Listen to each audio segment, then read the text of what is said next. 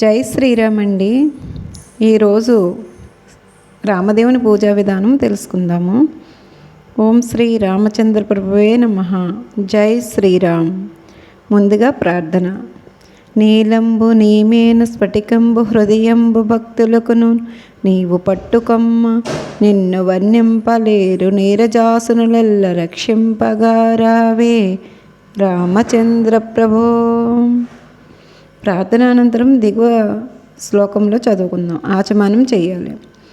ఓం కేశవాయ స్వాహ, ఓం నారాయణాయ స్వాహ, ఓం మాధవాయ స్వాహ, ఓం గోవిందాయ నమః, ఓం విష్ణవే నమః, ఓం మధుసూదనాయ నమః, ఓం త్రివిక్రమాయ నమః, ఓం వామనాయ నమః, ఓం శ్రీధరాయ నమః, ఓం ఋషికేశాయ నమః, ఓం పద్మనాభాయ నమః, ఓం దామోదరాయ నమః, ఓం సంకర్షణాయ నమః, ఓం వాసుదేవాయ నమః, ఓం ప్రద్యుమ్నాయ నమః, ఓం అనిరుద్ధాయ నమః, ఓం పురుషోత్తమాయ నమః, ఓం అధోక్షజాయ నమః, ఓం నారసింహాయ నమః, ఓం అచ్యుతాయ నమః, ఓం జనార్దనాయ నమః, ఓం ఉపేంద్రాయ నమః, ఓం హరే నమః, ఓం శ్రీకృష్ణాయ నమః, ఓం శ్రీరామాయ నమః. ఇక్కడ సంకల్పం చెప్పుకుందామండి. ఎవరి గోత్రనామాలను వాళ్ళు చెప్పుకోవాలి. ముందుగా విఘ్నేశ్వరుని ప్రార్థిద్దాం. శుక్లాంబరధరం విష్ణుం శశివర్ణం చతుర్భుజం ప్రసన్నవదనం ధ్యాయేత్ సర్వవిఘ్నోపశాంతయే. రామదేవుని అష్టోత్తరం అండి.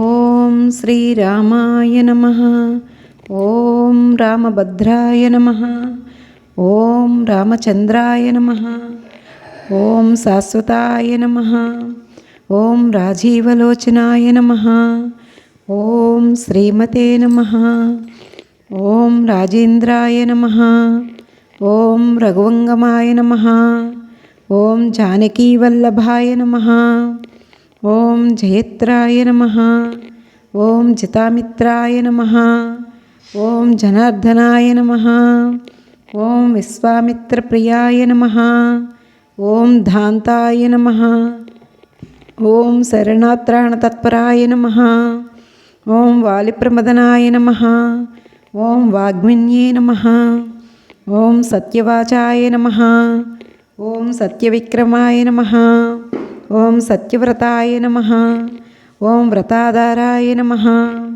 ఓం సదా హనుమదాశ్రయాతాయ నమః, ఓం కోసలేయాయ నమః, ఓం ఖరధ్వస్నియే నమః, ఓం విరాధవదవండితాయ నమః, ఓం విభీషణ పరిత్రతాయ నమః, ఓం హరికోదండకండనాయ నమః, ఓం సప్తతాళ ప్రవృత్రే నమః, ఓం దశగ్రీవ శిరోహరాయ నమః, ఓం జమదగ్న మహాదర్పదళనాయ నమః, ఓం తాటకాంతకాయ నమః, ఓం వేదాంతసారాయ నమః, ఓం వేదాత్మనే నమః, ఓం భవరోగస్య బేజసాయ నమః, ఓం దోషణాత్రిశిరోహంత్రాయ నమః, ఓం త్రిమూర్తియే నమః, ఓం త్రిగుణాత్మకాయ నమః, ఓం త్రివిక్రమాయ నమః, ఓం త్రిలోకాత్మనే నమః, ఓం పుణ్యచారిత్రకీర్తయే నమః, ఓం త్రిలోకరక్షకాయ నమః, ఓం ధన్వినే నమః, ఓం దండకారణ్యవర్తనాయ నమః, ఓం అహల్యాశాపశమనాయ నమః, ఓం పితృభక్తాయ నమః, ఓం వరప్రదాయ నమః, ఓం జితేంద్రియాయ నమః, ఓం జితక్రోధ నమః, ఓం జితాక్రోధాయ నమః, ఓం జితామిత్రాయ నమః, ఓం జగద్గురవే నమః, ఓం వృక్షవానరసంఘుతాయ నమః. ఓం చిత్రకూటమాశ్రయే నమః. ఓం జయంత్రాణవరదాయే నమః. ఓం సుమిత్రాపుత్రసేవితాయ నమః. ఓం సర్వదేవాదిదేవాయ నమః. ఓం మృతవానరజీవనాయ నమః. ఓం మాయామారిచహంత్రయే నమః. ఓం మహాదేవాయ నమః. ఓం మహాభుజాయ నమః. ఓం సర్వదేవస్తుతాయ నమః. ఓం సౌమ్యాయ నమః. ఓం బ్రహ్మణ్యాయ నమః. ఓం ముని సంస్థితాయ నమః. ఓం మహాయోగినే నమః. ఓం సుగ్రీవేప్సితారాజ్యదాయ నమః. ఓం సర్వపుణ్యాధికపిలాయనే నమః. ఓం శృతసౌర్వఘ్ననాశాయ నమః. ఓం ఆదిపురుషాయ నమః. ఓం పరమపురుషాయ నమః. ఓం మహాపురుషాయ నమః. ఓం పుణ్యోదయాయ నమః. ఓం దయాసారాయ నమః. ఓం పురుషోత్తమాయ నమః. ఓం స్మితవక్తాయ నమః. ఓం అమితభాషిణే నమః. ఓం పూర్వభాషిణే నమః. ఓం రఘువాయ నమః. ఓం అనంతగుణగంభీరాయ నమః. ఓం ధీరదాత్తగుణోత్తమాయ నమః. ఓం మాయామానుషచరిత్రాయ నమః. ఓం మహాదేవాదిపూజితాయ నమః. ఓం శేతకృత్వే నమః. ఓం జితవారసియే నమః. ఓం సర్వతీర్థమయాయ నమః. ఓం అరహే నమః. ఓం శ్యామంగాయ నమః. ఓం సుందరాయ నమః. ఓం శూరాయ నమః. ఓం పీతవాసవే నమః. ఓం ధనుర్ధరాయ నమః. ఓం సర్వయజ్ఞాధిపాయ నమః. ఓం యజ్ఞే నమః. ఓం జరామరణవర్జితాయ నమః. ఓం విభీషణ ప్రతిష్ఠిత్రే నమః. ఓం సర్వాగుణవర్జితాయ నమః. ఓం పరమాత్మనే నమః. ఓం పరస్తబ్రహ్మణ్యే నమః. ఓం సచ్చిదానందాయ నమః. ఓం పరస్తజ్యోతిషే నమః. ఓం పరస్ధామినే నమః. ఓం పరాకాశాయ నమః. ఓం పరాత్పరాయ నమః. ఓం పరేశాయ నమః. ఓం పారగాయ నమః. ఓం పారాయ నమః. ఓం సర్వదేవాత్మకాయ నమః. ఓం పరస్మే నమః. ఓం శ్రీరామాయ నమః. శ్రీరామ అష్టోత్తర శతనామావళి సమాప్తం. జై శ్రీరామ్ అండి. ఇప్పుడు రామదేవుని కథ చెప్పుకుందాం. పూర్వకాలమున ఒక బ్రాహ్మణుడు కలడు.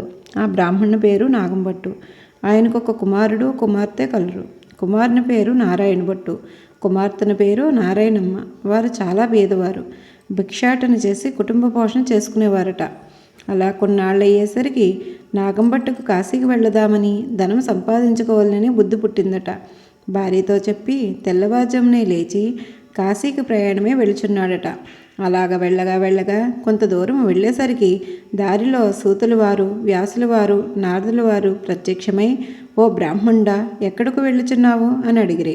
అయ్యా, నేను ధనం సంపాదించుకుంటూ కాశీకి వెళుచున్నాను అని చెప్పాడు. అప్పుడు వారు, ఓరి వెరి బ్రాహ్మణుడా, కాశీకి వెడితే నీకు ధనం ఎవరైనా మూటగట్టిస్తారా? కాశీకి వెడితే గంగా స్నానం దొరుకుతుంది, విశ్వేశ్వరుల దర్శనం దొరుకుతుంది, అన్నపూర్ణమ్మ దర్శనం దొరుకుతుంది, బిందుమాధవుని దర్శనము దొరుకుతుంది. కానీ కాశీకి వెడితే నీకు ధనం మూటగట్టి ఎవరిస్తారు? మేము ఒక కథ చెబుతాం, వింటావా అని అడిగారు. నాగంభట్టు అది విని, అది ఏ దేవుని కథయో వివరించండి స్వామి అని వేడుకొన్నాడు. నారదుడు చెప్పడం మొదలుపెట్టాడు. పూర్వకాలమున కోసల రాజ్యమున ఒక రాజ్యము కలదు. ఆ రాజ్యము పాలించేవారు దశరథ మహారాజు. ఆయన పిల్లల కోసము పుత్రకామేష్టి యాగము చేయగా దేవతలు ప్రత్యక్షమై పాయసపాత్రనిచ్చారట. అతడు అది పట్టుకుని వెళ్ళి తన భార్యలకు కౌసల్య, సుమిత్ర, కైకేయి అను 3 రాణులకి ఇచ్చినారు. వారు 3 పాయసం భుజించగానే గర్భవతులయ్యారు. నవమాసములు నిండగానే చైత్రశుద్ధ నవమి నాడు పునర్వసి నక్షత్రమున శ్రీరామ లక్ష్మణ భరత శత్రుఘ్నులు 4 కుమారులు జన్మించినారు. వారు దినదిన ప్రవర్ధమానులై బాలచంద్రుని వలె పెరుగుచుండిరి. కొన్నాళ్ళు అయ్యేసరికి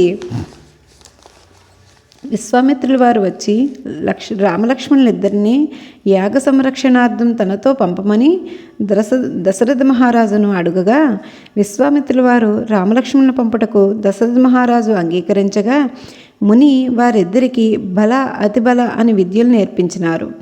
రాముడు తాటికిని చంపి శివుని విల్లు విరిచి సీతను పెండ్లి ఆడి అహల్యశాప విమోచనము చేసి పరశురాముని గర్వభంగము చేసి కైకేయవరమ చేత 14 ఏండ్లు అరణ్యవాసంలో నుండగా రావణాసురుడు సీతను ఎత్తుకోపోగా లంకాపురమునకెగి లంకాదహనము చేసి రావణాసురుని వధించి విభూషణ పట్టము కట్టి అయోధ్యకు తిరిగి వచ్చి పట్టాభిషక్తులై సుఖముగా రాజ్యమును పాలించున్నారట అని వారు ఆ విప్రునికి మరలా రామదేవుని కథ చెప్పడం ప్రారంభించారు.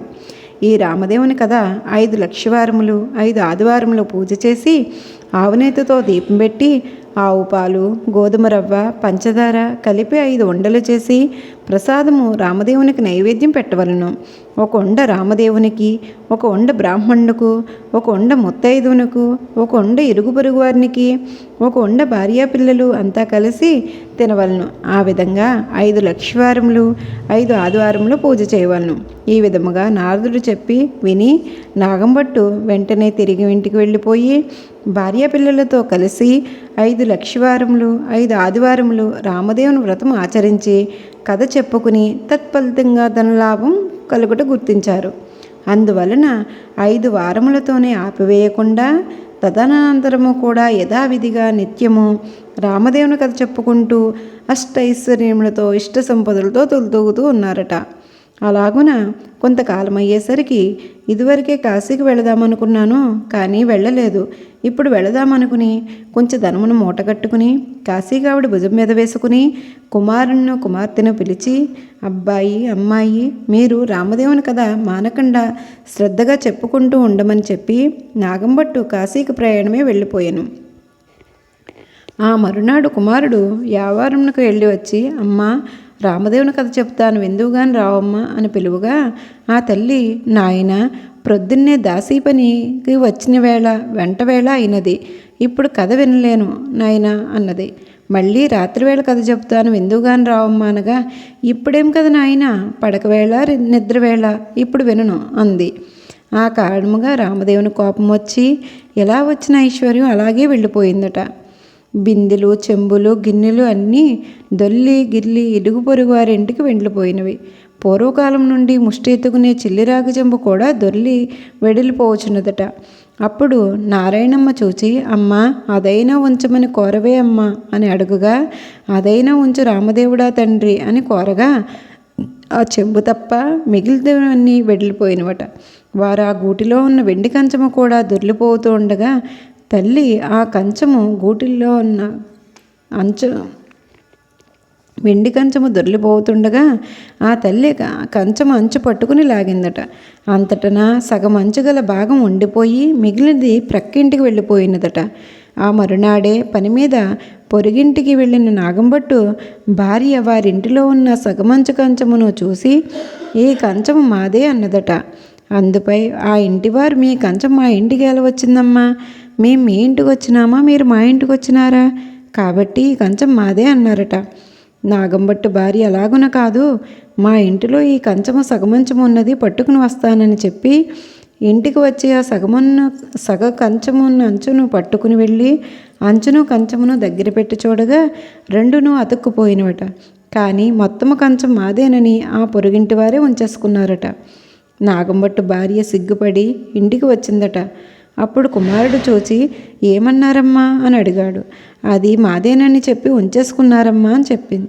అప్పుడు కుమారుడు, అవునమ్మా రామదేవుని కథ చెబుతాను, ఎప్పుడైనా వింటావా అమ్మా అని అడిగాను. కానీ ఆ తల్లి, నేను కథ వినను, కార్యము వినను, ఏ పని పాటో చేసుకుని బ్రతుకుతుందని, కానీ రామదేవుని కథ మాత్రము వినను అన్నది. మరియు ఎలా వచ్చిన ఐశ్వర్యం అలాగే వెళ్ళిపోయినది. నీ చెల్లిని మాత్రం తీసుకువెళ్ళి ఎవరికైనా ఇచ్చి పెండ్లి చేయమని చెప్పింది. ఆమె ఆజ్ఞ ప్రకారం నారాయణ భట్టు చెల్లిని వెంట పెట్టుకుని వరాన్వేషణలో ప్రయాణమైనాడు. వారి ఊరి చివరకు వెళ్ళేసరికి కాశీ నుండి నాగంభట్టు తిరుగు ప్రయాణమై ధనమును మూట కట్టుకుని వస్తున్నాడట. కొంత దూరం వచ్చేసరికి ఆయన ఊరు చివరకు వచ్చినాడు. అక్కడ ఒక కోనేరు కనిపించింది. ఆ కోనేటిలో కాళ్ళు కడుగుటకు ఎక్కడ నుండో ఒక పెద్ద గరుడ పక్షి వచ్చి ఆ డబ్బు మూటను ఎత్తుకుని పోయిను. అయ్యో అని నాగంభట్టు విచారిస్తూ ఇంటికి వస్తుండగా కొంత దూరం వచ్చేసరికి నారాయణ భట్టును చూచి, అబ్బాయి అమ్మాయి మీరు సుఖంగా ఉన్నారా అని అడిగాడు. నారాయణ భట్టు, ఏమున్నది నాన్నగారు, యథాప్రకారముగా ఏమీ లోటు లేదు. మీరు వెళ్ళినది మొదలు కథ చెబుతాను వినమంటే అమ్మ వినలేదు. కాబట్టి రామదేవుని కోపం వచ్చి ఎలా వచ్చిన ఐశ్వర్యం అలాగే వెళ్ళిపోయినది. యావారపు చెంబు కూడా దొరికిపోవచుండగా నేను చెల్లి చూచి అదైనా ఉంచి రామదేవుడా తండ్రిని ప్రార్థించగా ఆ చెంబు మాత్రమే మిగిలినది. మిగతావన్నీ వెళ్ళిపోయినవి. గూటిలో ఉన్న వెండి కంచము కూడా దొర్లిగిల్లి ఇరుగు పొరుగు వారి ఇంటికి పోచున్నది. అప్పుడు అమ్మ చూచి కంచమంచు పట్టుకుని లాగుగా సగమంచు పొరుగు వారికి వెడిలిపోయింది. మరునాడు ఉదయమునే లేచి వారింటికి నిప్పు కొరికి వెడిలిన వారింటిలో కంచము ఎంచు చూచి కంచము ఎంచు మాదే అని ఉంచేసుకున్నారట. మీ ఇంటికి మేమొచ్చినా మా ఇంటికి మీరొచ్చినారా? అలా కాదు, ఈ ఇంటిలో ఉన్న కంచము ఎంచు పట్టుకు వస్తానని వెళ్ళి దగ్గర పెట్టి చూడగా రెండూ అతికిపోయినాయి. వారు దాన్ని మాదేనని తీసేసుకున్నారు. అమ్మ, ఇప్పుడైనా రామదేవుని కథ చెప్తాను వింటావా అమ్మ అని అడగగా నేను కథ వినను కార్యము వినను అన్నది. అందువలన రామదేవుని కోపం వచ్చి ఎలా వచ్చిన ఐశ్వర్యం అలాగే వెళ్ళిపోయినది. చెల్లిని మాత్రం ఎవరికైనా ఇచ్చి పెళ్లి చేయమని చెప్పింది. ఆమె ఆజ్ఞ ప్రకారం వెంట పెట్టుకుని తీసుకువస్తున్నాను. మీ ఆజ్ఞ ఏమిటి నాన్నగారు అని అడగగా సరే, మీ అమ్మ చెప్పినట్లే చెయ్యి అని చెప్పి నాగంభట్టు విచారిస్తూ ఇంటికి వెళ్ళినాడు. నారాయణ భట్టు నారాయణమ్మను వెంట పెట్టుకుని వెళ్ళుచున్నాడు. వెళ్ళగా కొంత దూరం వెళ్ళేసరికి నారాయణ భట్టుకు ఒక బ్రాహ్మణుడు కనిపించను.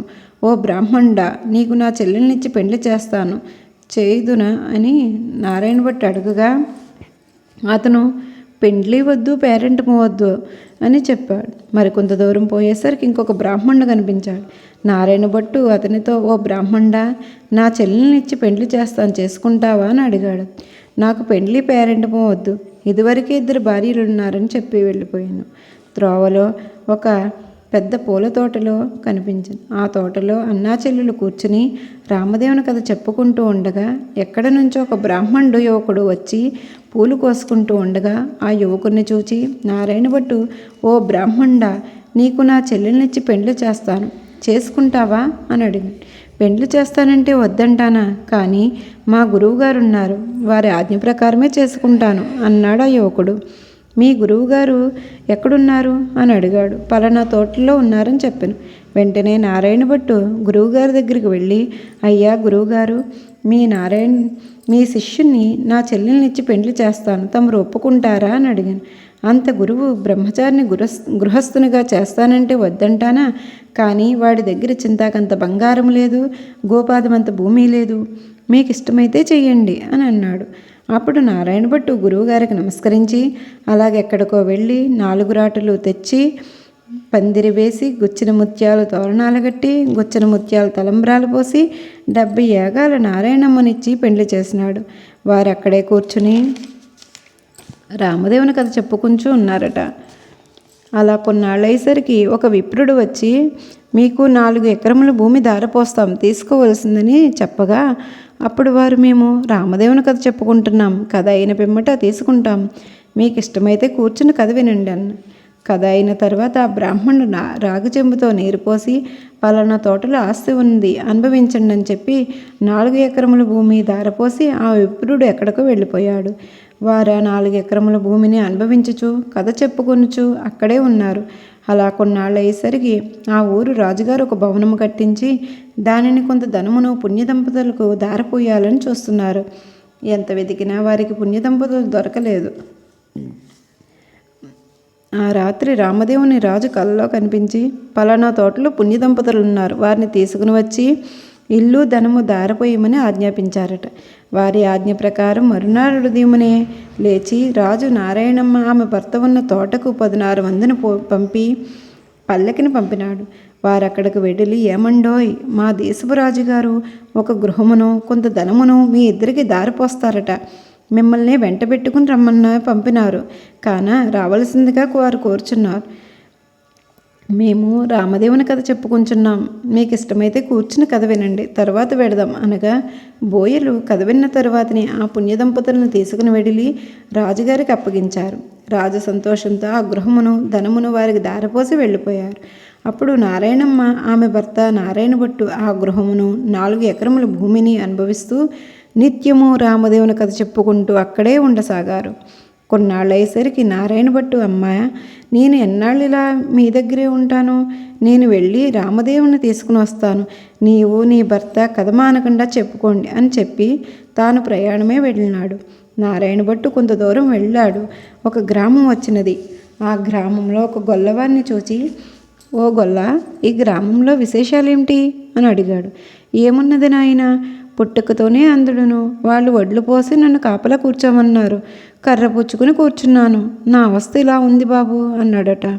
నారాయణ భట్టు కథ చెప్తాను, వింటావా అని అడిగారు. గొల్లవ అలాగే వింటాను, చెప్పమన్నాడు. అప్పుడు నారాయణ భట్టు రామదేవుని కథ వ్రత విధానం అంతా చెప్పేసరికి ఆ గొల్లవానికి కొంచెం కళ్ళు కనిపించినవట. అప్పుడు అతడు, ఓహో, కథలోనే ఇంత మహత్యం ఉంది, వ్రతం చేసుకుంటే ఇంకెంత మహత్యం ఉంటుందో, ఇంతకీ నువ్వు ఏ దైవనువో ఏ దేవుడువో చెప్పమని నారాయణ భట్టు ఇది రామదేవుని కథామహత్యం. 5 లక్షవారములు 5 ఆదివారములు పూజ చేసి ఆవునేతితో దీపం పెట్టి ప్రసాదానికి ఆవు పాలు పంచదార గోధుమ రవ్వ కలిపి 5 ఉండలు చేసి రామదేవునికి ముత్తైదువునికి బ్రాహ్మణుకు ఇరుగుబరు వారికి ఇచ్చి భార్య పిల్లలతో తినవలను అని చెప్పి వెళ్ళిపోయాడు. కొంత దూరం వెళ్ళేసరికి ఒక రాజు విచారిస్తూ ఉన్నాడట. ఆ రాజును చూసి నారాయణ భట్టు, ఏమి రాజా విచారిస్తున్నావు అని అడిగారు. నాయన, రాజ్యము పరాయి రాజులు తీసుకున్నారు. కుటుంబ సమేతంగా పరారైపోతుండగా భార్య బిడ్డలు దారి తప్పిపోయారు. ఈ అవస్థ ఇలా ఉంది నాయన అని చెప్పినారు రాజుగారు. నేను ఒక కథ చెప్తాను, వింటారా అని అడిగాడు నారాయణ భట్టు. రాజు, అలాగే వింటాను నాయన, చెప్పవలసింది అని చెప్పారు. మహానుభావ నారాయణ భట్టు రామదేవుని కథనంతా చెప్పి వ్రత విధానం అంతా వివరించను. అంతటా ఆ రాజుగారి పరారైన బిడ్డలు పరాయి రాజు తీసుకున్న రాజ్యము తిరిగి ప్రాప్తించును. అప్పుడు రాజు సంతోషముతో నారాయణ భట్టుని చూచి, ఏమండి మహానుభావ, మీరు ఏ దేవుడువో చెప్పవలసిందిగా, మిమ్మల్ని మేము పూజ చేసుకుంటామనగా నారాయణ భట్టు, నేను దేవుడిని కాదు, ఇది రామదేవుని కథామహత్యము. మీరు 5 ఆదివారములు 5 లక్షవారములు పూజ చేయమని చెప్పి వ్రత విధానం మరి అంతయు మరొక మారు చెప్పాను. నారాయణ భట్టు కొంత దూరం వెళ్ళగా అక్కడ ఒక స్త్రీ విచారిస్తూ కూర్చుని ఉన్నది. ఆ స్త్రీని చూచి, నారాయణ భట్టు, ఎందుకు విచారిస్తున్నావమ్మా అని అడిగారు. ఏముంది నాయన, చిన్నతనంలోనే పెండ్లైనది, భర్త దేశాంతరం వెళ్ళిపోయాడు. తల్లిదండ్రులు అత్తమామలు కొన్నాళ్ళు చూచి ఎన్నాళ్ళు ఇలాగా చూస్తాము అని వదిలివేశారు. కాబట్టి ఈ అవస్థ ఇలా ఉంది నాయన అని చెప్పింది. అప్పుడు నారాయణ భట్టు, నేను కథ చెప్తాను, వింటావా అమ్మా అని అడిగారు. వింటాను నాయన, చెప్పమన్నది. నారాయణ భట్టు రామదేవుని కథ అంతా చెప్పి వ్రత విధానం అంతా చెప్పేసరికి దేశాంతరం వెళ్ళిన ఆమె భర్త తిరిగి వచ్చినాడు. తరిమివేసిన అత్తమామలు తల్లిదండ్రులు కూడా వచ్చారు. ఆమె సంతోషించి నారాయణ భట్టును చూచి, ఏమండి మహానుభావ, మీరు ఏ దైవానువో చెప్పండి, మిమ్మల్ని మేము పూజ చేసుకుంటామని అడిగాను. అందుకు నారాయణ భట్టు, ఇదంతయు రామదేవుని వ్రత కథామహత్యము. 5 లక్షవారములు 5 ఆదివారములు మానకుండా పూజ చేయవలనని వ్రత విధానం అంతా చెప్పేసి కొంత దూరం వెళ్ళేసరికి ఒక గ్రామం వచ్చినది. ఆ గ్రామంలో ఒక ఇల్లాలి ఇంటికి వెళ్ళి, అమ్మ, పూజ చేసుకుంటాం, కొంచెం చోటిస్తావా అని అడిగారు. మా ఇంటిలో మడి ఆచారం కుదరవండి, కనుక ఇల్లు లేదు వాకిలి లేదు, వెళ్ళిపోండి అన్నదామె. అప్పుడు నారాయణ భట్టు, కోనేరైనా చూపించి తల్లి అని అడిగారు. అందుకు ఆమె తూర్పు దిశ ఈశాన్య మూలంగా కోనేరు ఉన్నది, వెళ్ళు నాయన అని చెప్పింది. నారాయణ భట్టు స్నానం చేసి మడిబట్ట ఆరవేసుకుని ఇల్లు ఇవ్వనన్న ఇల్లాలి ఇంటి దగ్గర అరుగు మీదకి వచ్చి తూర్పు దిశ ఈశాన్యములుగా ఒక పుచ్చిపీటకు పసుపు రాసి బొట్టు పెట్టి అందు రామదేవుని పటము పెట్టి ఆవు పాలు గోధుమ రవ్వ పంచదార కలిపి ప్రసాదం 5 ఉండలు చేసి రామదేవునికి నైవేద్యము పెట్టి కథ చదువుకుంటూ ఉన్నాడట. ఇంతలో ఆమె యువతలకు వచ్చి చూడగా నారాయణ భట్టు ఆమెకు తాంబూలము దక్షిణ ప్రసాదమును ఇచ్చినాడట. ఆమె పుచ్చుకోగానే లోపలికి వెళ్ళిపోయింది. నారాయణ భట్టు కథ చదువుకుని కొన్ని అక్షింతలు నెత్తి మీద వేసుకుని కొన్నింటిని ఇంటి మీద వేసి వెళ్ళిపోయారట. అతను అలా వెళ్ళగానే ఆ ఇల్లు ఇంద్రభవనంగా మారిపోయిందట. అప్పుడు యావారమునకు వెళ్ళి వచ్చిన భర్త తిరిగి వస్తే ఇల్లు గుర్తుపట్టలేడని ఆ ఇల్లాలు వీధి అరుగు మీదే కాపలా కూర్చుని ఉండెను. ఇంతలో ఆమె భర్త వడ్ల మూటలను భుజాన వేసుకుని ఇల్లు కనపడక కంగారు పడుచున్నాడట. ఆమె చూచి, ఇది మన ఇల్లేనండి, ఇలా రండి అనెను. భర్త, ఇది మన ఇల్లు కాదు, నేను రానని చెప్పగా, ఇది మన ఇల్లే, ఇలా ఎందుకైందో చెబుతాను వినండి. ఎక్కడి నుండో ఒక బ్రాహ్మణుడు వచ్చి పూజ చేసుకుంటాను, ఇల్లు ఇమ్మన్నాడు. నేను మన ఇంట్లో మడి ఆచారంలో కుదరవని చెప్పాను. అప్పుడు అతను ఒక కోనేరైనా చూపించమన్నాడు. నేను తూర్పు దిశగా ఈశాన్యమూలన కోనేరు ఉన్నదని చెప్పాను. అతడు కోనేరు దగ్గరికి పోయి స్నానం చేసి మడిబట్టలు ఆరవేసుకుని మన అరుగు మీదకు వచ్చి ఒక పీటకు పసుపు రాసి బొట్టు పెట్టి తూర్పు దిశ ఈశాన్యమూలంగా పెట్టి ఎందు రామదేవుని పటము పెట్టి పూజ చేసి ఆవు పాలు, గోధుమ నూక, పంచదార కలిపి ప్రసాదం 5 ఉండలు చేసి రామదేవునికి నైవేద్యం పెట్టి కథ చెప్పుకుంటూ ఉన్నాడు. నేను బయటకు వచ్చేసరికి నాకు దక్షిణ తాంబూల ప్రసాదములు ఇచ్చినాడు. నేను లోపలికి వెళ్ళిపోయాను. అతడు కొన్ని అక్షంతలు నెత్తి మీద వేసుకుని మరికొన్ని అక్షంతలు మన ఇంటి మీద వేసి వెళ్ళిపోగా ఇల్లు ఇలా ఇంద్రభవనంగా మారింది. ఇదంతా ప్రసాద మహత్యమండి అని చెప్పింది. అంతటా ఆమె భర్త, ఆయన పూజ చేసుకుంటానంటే వద్దన్నావా, నిర్భాగ్యురాల, పాపిష్టదానా, అతడు ఏ దిశగా వెళ్ళినాడు అని చెప్పగా ఈశాన్య మూలంగా వెళ్ళినాడని చెప్పింది. అప్పుడు ఆయన మూటలు అక్కడ పెట్టి నారాయణ భట్టు వెతుకుచూ బయలుదేరాడు. కొంత దూరం వెళ్ళగా నారాయణ భట్టు బ్రాహ్మణుడు కనిపించను. ఓ మహానుభావ, మీరు మా ఇంటికి వస్తే మా ఇంటివారు కుదరదు అన్నారట.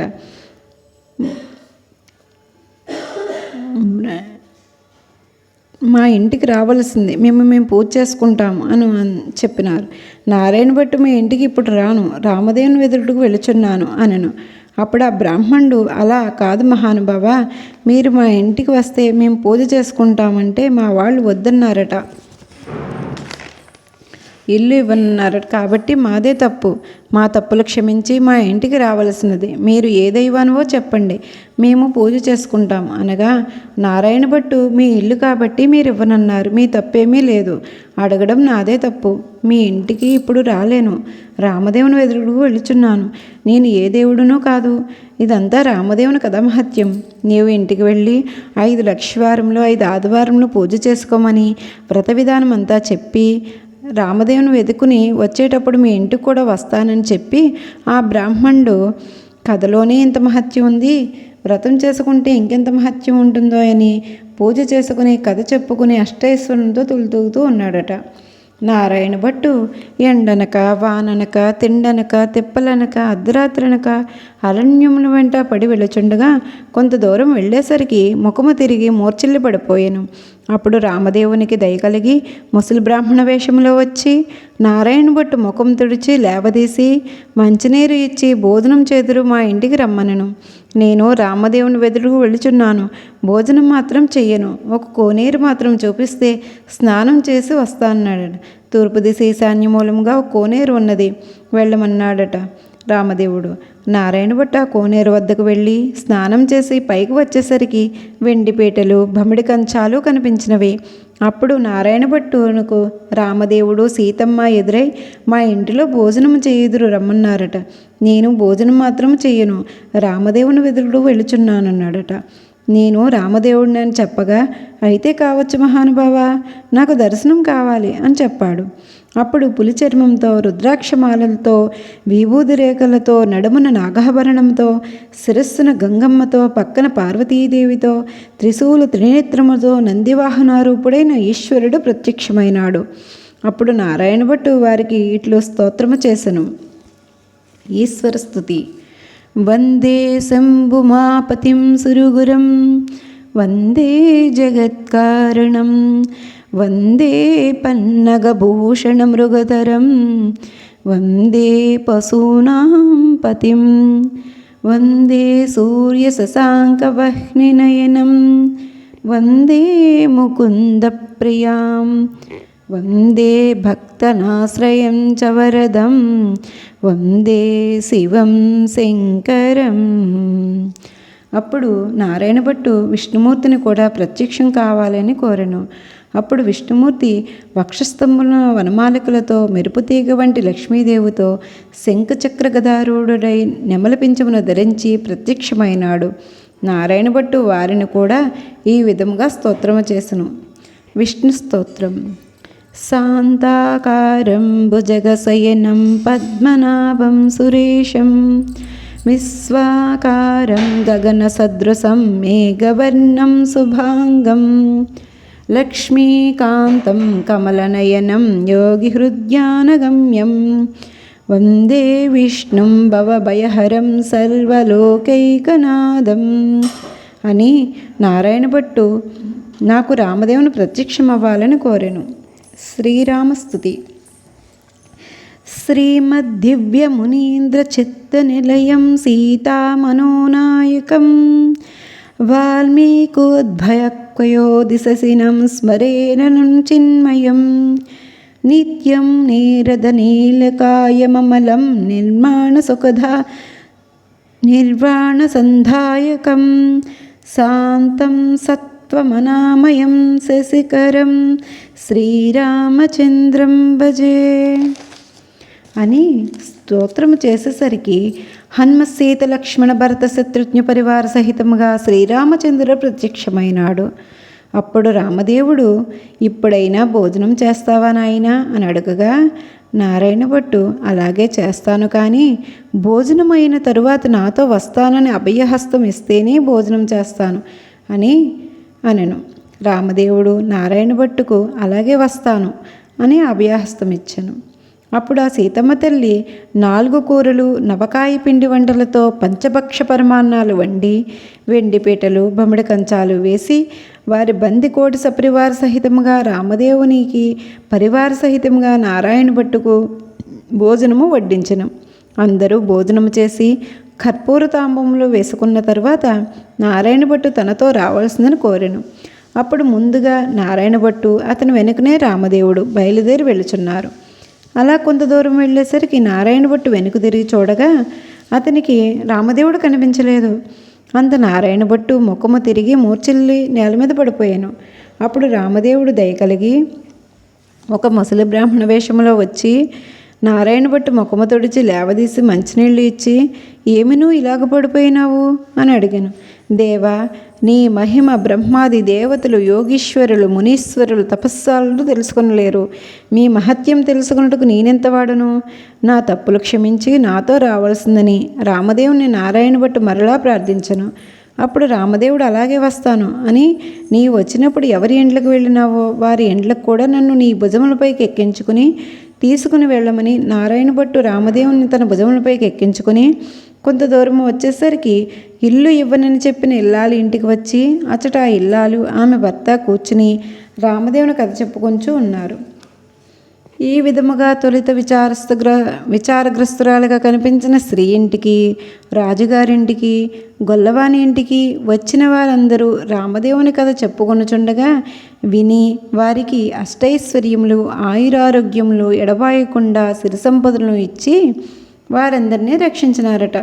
అటు పిమ్మట నారాయణ భట్టు రామదేవుని తన చెల్లెలి ఇంటికి తీసుకుని వెళ్ళగా అక్కడ వారు కూడా రామదేవుని కథ చెప్పుకొంచుండుటే సంతుష్టులై వారికి అష్టైశ్వర్యములను, సిరి సంపదలను, ఆయురారోగ్యములను ఇచ్చి కాపాడి రక్షించినారట. అప్పుడు నారాయణమ్మ తన ఇంటికి అన్నయ్య వచ్చినాడని కాళ్ళు చేతులు కడుక్కొట్టుకు నీళ్లు ఇచ్చి దాహానికి మజ్జిగ ఇచ్చి సకల మర్యాదలు చేసినది. అప్పుడు నారాయణ భట్టు, మర్యాద చేయనక్కర్లేద్దమ్మా, ఇప్పుడు నేను రామదేవుని తీసుకుని వచ్చుచున్నాను, నీవు నీ భర్త మన ఇంటికి రావాలను, మనమందరము కలిసి పూజ చేసుకుందాము అని చెప్పాడు. అప్పుడు నారాయణమ్మ సంతోషంతో అలాగే వస్తాను అని చెప్పింది. ఆమె భర్త నారాయణ భట్టు రామదేవునితో సహా వారంతా బయలుదేరి గ్రామ పొలిమేరలకు వచ్చేసరికి గ్రామంలోని వారు కొందరు చూచి వారి తల్లిదండ్రులతో, ఏమండోయ్ నాగంభట్టు గారు, మీ అబ్బాయి, అమ్మాయి, అల్లుడు ఇంకా ఎవరో బయలుదేరి వస్తున్నారు అని చెప్పారట. అప్పుడు వారి తల్లిదండ్రులు పరిగెత్తుకుని వచ్చి సంతోషంతో కుమారుణ్ణి, కుమార్తెను కౌగిలించుకోపోయినారట. అప్పుడు నారాయణ భట్టు చూచి, అమ్మా, నన్ను ముట్టుకోవద్దు, ఇప్పుడు నేను రామదేవుని తీసుకుని వచ్చుచున్నాను.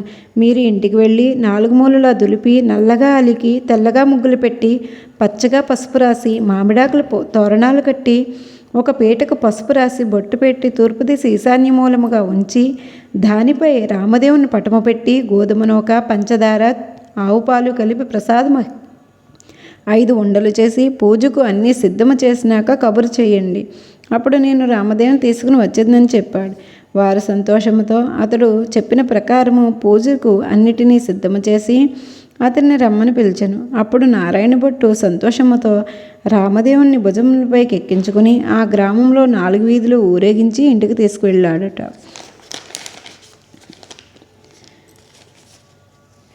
ఆ రామదేవునితో తండ్రి, మా ఇంటిలో మీరు కుడిపాదం పెట్టి రావాలని ప్రార్థించారు. అప్పుడు రామదేవుడు వారి ఇంట్లో కుడిపాదం పెట్టేసరికి అది పెద్ద ఇంద్రభవనంగా మారిపోయినది. అప్పుడు నారాయణ భట్టు రామదేవునితో, పేదవాడును నిన్ను తప్ప అన్యమెరుగునవాడును నీ భక్తుడును కాబట్టి అపరాధము కానీ అపచారము కానీ భావించక నాకు ఉన్న ఈ పుచ్చపీటయే సింహాసనముగా దయవుంచి దీనిపై ఆసనులు కండి అని వినయముగా ప్రార్థించను. రామదేవుడు ఆ పీట మీద కూర్చునేసరికి అది వజ్ర వైఢూర్యాలు కెంపులు మాణిక్యములతో చేసిన బంగారపు సింహాసనంగా మారిపోయిందట. అంతట సీత లక్ష్మణ భరత శత్రుజ్ఞాని పరివార సహితంగా శ్రీరామచంద్రమూర్తి వారి ఇంటిలో ఆశీనులై వెలిసినారట.